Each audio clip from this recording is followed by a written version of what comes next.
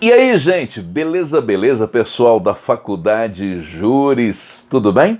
Pessoal do Direito, recentemente eu conheci vocês pessoalmente, foi um prazer enorme e espero em breve estar aí com vocês em algum encontro, alguma aula presencial.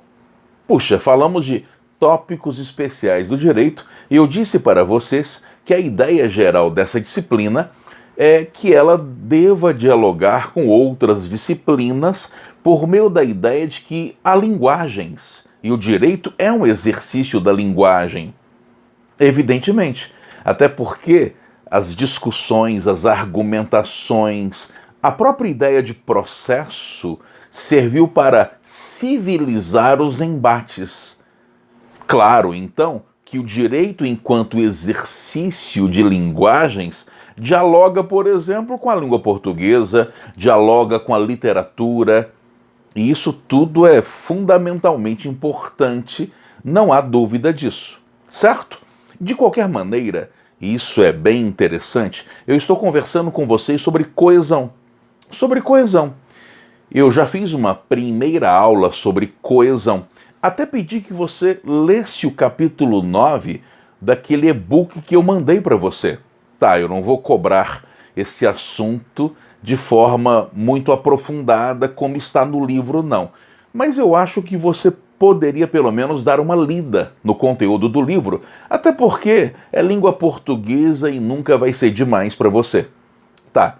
O que eu quero que você entenda é que os textos bem escritos são aqueles em que as suas partes são bem coesas, em que as suas partes são bem juntas, bem unidas.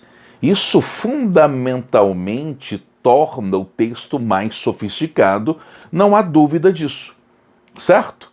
Então, puxa, lá no capítulo 9 daquele e-book, eu coloquei, por exemplo, coesão lexical, coesão referencial, coesão sequencial. Não vou cobrar isso de forma tão técnica, mas alguma noção eu peço a você que tenha. Aqui, por exemplo, nessa nossa conversa de agora, eu quero falar de alguns tipos de coesão. Por exemplo, sinônimo.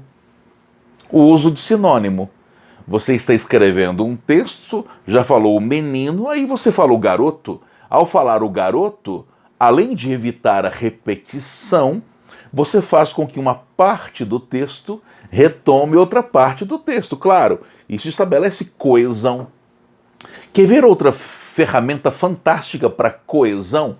O uso de hiperônimos e hipônimos. Hipônimos são termos que têm significado mais restrito. Hiperônimos têm significados mais abrangentes. Claro que o hipônimo é hipônimo de alguma outra palavra, e o hiperônimo é hiperônimo de alguma outra palavra. Mas, por exemplo, gato e mamífero. Gato é hipônimo de mamífero. E mamífero é hiperônimo de gato, evidentemente.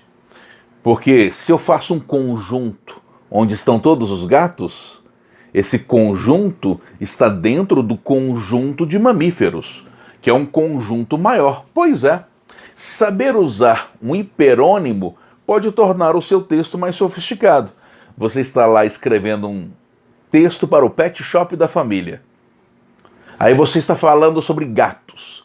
Já falou sobre o miau, o bichano, o gato, e aí você não consegue mais arranjar sinônimos. Aí você fala, puxa, esse mamífero é uma forma inteligente, interessante de estabelecer a coesão e de retomar gato sem repetir, usando o hiperônimo. Isso fica bem legal, fica bem interessante. Você já citou o mesmo artigo no seu texto, na sua petição, algumas vezes. Para não repetir, você coloca esse dispositivo legal é o uso de um hiperônimo, sem dúvida alguma. Sinônimos, hiperônimos, hipônimos, pronomes.